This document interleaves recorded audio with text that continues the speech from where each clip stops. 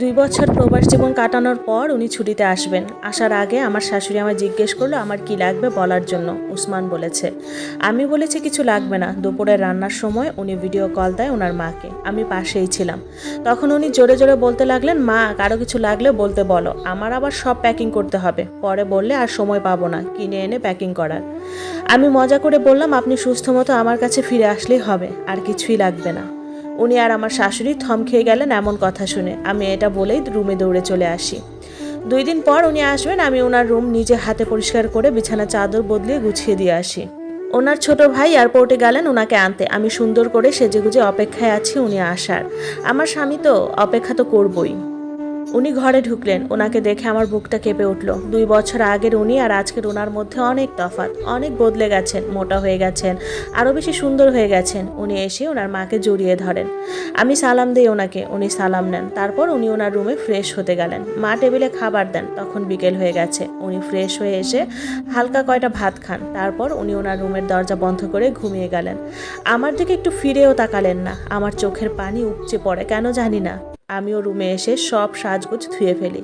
তারপর সবচেয়ে পুরনো জামাটা পরি। ওনার দিকে আর ফিরেও তাকাবো না। আমার কলিজাটা ফেটে যাচ্ছে। আমার এখানে একটুও থাকতে ইচ্ছে করতেছে না। একটু বাপের বাড়িতে গেলে শান্তি পেতাম। সন্ধ্যার দিকে ওনার নানার বাড়ির মেহমান আসবে, তাই নাস্তা বানাতে রান্নাঘরে গেলাম। নুডলস, সেমাই, ফিরনি, হালিম রান্না করি, আর আসলে ফলমূল কেটে দিব। সব রেডি করতে করতে মাগরিব হয়ে পড়ে। ওনারা চলে আসেন। ওনারা আসার সাথে সাথে আমি ওনাদের সামনে গেলাম না। রান্নাঘর থেকে সব নাস্তা রেডি করে দিচ্ছি, মা নিয়ে যাচ্ছেন। ওনাদের সাথে সম্পর্কটা আমার এতটাও ভালো হয়নি, দূরত্ব তো আছেই। ওনারা রাতে থাকবেন, আমি রাতে রান্না বসালাম। আমাকে আমার শাশুড়ি করতে মানা করেছেন, তারপরেও করছি, কারণ রুমে বসে কী বা করব। উনি ঘুম থেকে উঠলেন রাত 9টার সময়। উঠেন, হালকা না চা খেলেন আর সবার সাথে কুশলাদি বিনিময় করলেন। আমি ওনার সামনেও পড়লাম না। রাতের 11টার দিকে সবাইকে খাবার দিলাম। আমি জাস্ট সব রান্নাঘর থেকে বেড়ে বেড়ে দিচ্ছি। আমার মামি শাশুড়ি আর খালা শাশুড়িরা নিয়ে যাচ্ছে। উনি এখন খাবেন না, পরে খাবেন। আমার আর রাতের ভাত খেতে ইচ্ছেও করলো না। তারপরেও সবার সামনে বললাম খেয়েছি। রান্নাঘরের কাজ গুছিয়ে রুমে ঢুকলাম, আর ওনারা সবাই ওনার রুমে। উনি ওনার ব্যাগ খুলতে লাগলেন, সবার জন্য কি এনেছে না এনেছে। আমাকে কেউ একটু ডাকলোও না, অবশ্য ডাকলে আমি যেতামও না। মনকে বুঝ দিলাম উনি তোমার কেউ না, কিসের আশা করছে ওনার থেকে, যে আজ 2 বছরে একটা কথাও বলেনি তোমার সাথে, কোনো বইয়ের অধিকারও দেয়নি, শুধুমাত্র দয়া করে রেখেছে। গতকাল রাতে ওনার আসার আনন্দে সারা রাত ঘুম হয়নি। বিছানায় গায়ে এলিয়ে দিতে কাঁদতে কাঁদতে ঘুম চলে আসে আমার। আলহামদুলিল্লাহ, একটি শান্তির ঘুম হয়। সকালে উঠে ঘর ঝাড়ু দিয়ে রাতের বাসি খাবারের প্লেটগুলো ধুয়ে ফেলি। তারপর সবার জন্য নাস্তা রেডি করি। সবাই একে একে ঘুম থেকে উঠে আর নাস্তা করে বসে গল্পগুজব করছে। আমি দুপুরের রান্নার প্রস্তুতি নেই। সকালে আমার শাশুড়িকে বললাম, মা উনি এসেছেন, এখন সব মেহমান আসবে, আমার খুব আনইজি লাগছে। আমি কি কয়টা দিন আমার বাবার বাড়িতে থেকে আসবো? মা বলল, আচ্ছা উসমান উঠুক, আমি বলবো, অনুমতি দিলে তুমি যেও। উনি উঠলেন ঘুম থেকে। দুপুর 2টা বাজে। উঠে আর নাস্তা খেলেন না, সবার সাথে ভাত খেয়ে ফেললেন। সবার ভাত টাত খাওয়া শেষে সবাই বিশ্রাম নিতে গেল। আমি আস্তে আস্তে মায়ের রুমে গেলাম। দেখলাম উনি আর মা বসে কথা বলছেন। দুজনে চোখাচোখি হলো। আমি চলে আসছিলাম। তখন মা বলল, কিছু বলবে? তখন বললাম, মা সকালে বলেছিলাম যে। তখন বলল, ও আমি তো ভুলেই গেছি।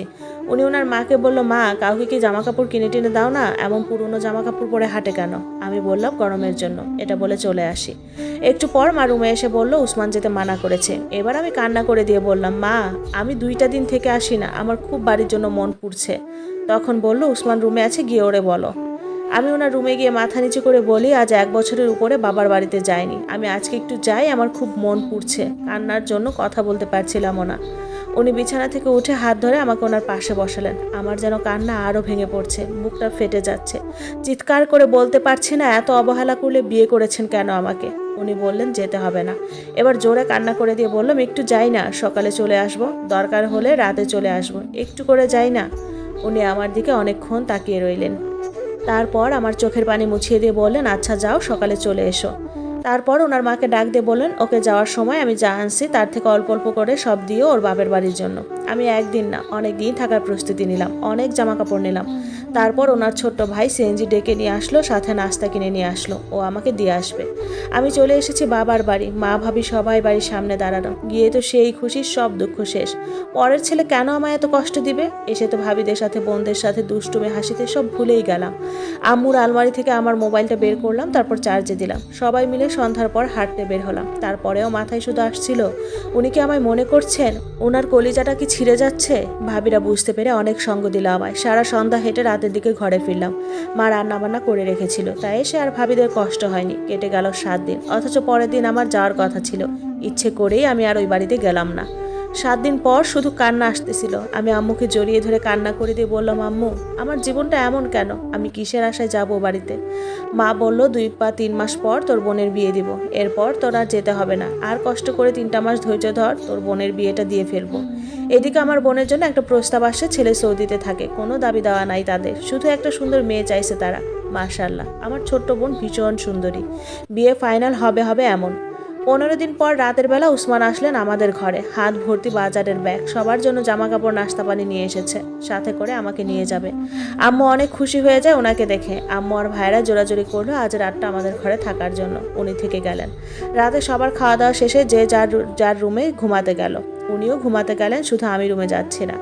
আমি আম্মু আর বোনের সাথে ঘুমাবো, কিন্তু ভাবিরা জোর করে আমাকে ওনার রুমে পাঠালেন। আমি রুমে গিয়ে দরজাটা বন্ধ করি না, এমনি পর্দা দিই। তারপর ওনাকে বলি, কি করব বলুন, সবাই আপনার সাথে এক রুমে থাকতে বলল। আমি আসতে চাইনি, আমাকে জোর করে পাঠিয়েছে। উনি বলল, আচ্ছা আসো, পাশে শুয়ে পড়ো। আমি বললাম, বাতি নিভিয়ে দিই। উনি বললেন, বাতি নিভালে তোমাকে দেখবো কিভাবে? বউকে দেখতে হবে ভালো করে, আসো পাশে। ওনার কথা শুনে শরীরে শিহরণ বয়ে গেল। আমি আস্তে আস্তে খাটের এক পাশে শুয়ে পড়লাম। উনি কোমর জড়িয়ে ধরে আমাকে ওনার কাছে টানলেন। বললেন, আর দূরে দূরে রাখতে ইচ্ছে হচ্ছে না, পাশে এমন একটা বউ থাকলে কোনো পুরুষ কি ঠিক থাকতে পারে? উনি আমার পিঠে ওনার মুখ ঘষতে লাগলেন। আমি তখন বুঝতে পারছি না আমার কি করা উচিত। আমাকে ওনার দিকে ফিরালেন, আমার চোখে চোখ রেখে বললেন, আর দূরে রাখতে ইচ্ছে হচ্ছে না। আমি নিশ্চুপ, আমার নিঃশ্বাস বন্ধ হয়ে আসছিল। ওনার থেকে ছুটতে চাইছিলাম, কিন্তু উনি আমাকে 2 হাতে জড়িয়ে ধরলেন। এবার চোখের পানি ছেড়ে দিলাম, উনি আমায় ছাড়লেন। আমি বললাম, প্লিজ আর না, আমাদের কোনো ভবিষ্যৎ নেই, আর কাছে আসবেন না। কালকে আপনাদের ঘরে গেলে সব ভুলে যাবেন। আমি এমন মর্যাদা আমার বাপের বাড়িতে চাই না। আমি আমার স্বামীর ঘরে, স্বামীর পাশে, স্বামীর সোহাগে পরিপূর্ণ হতে চাই।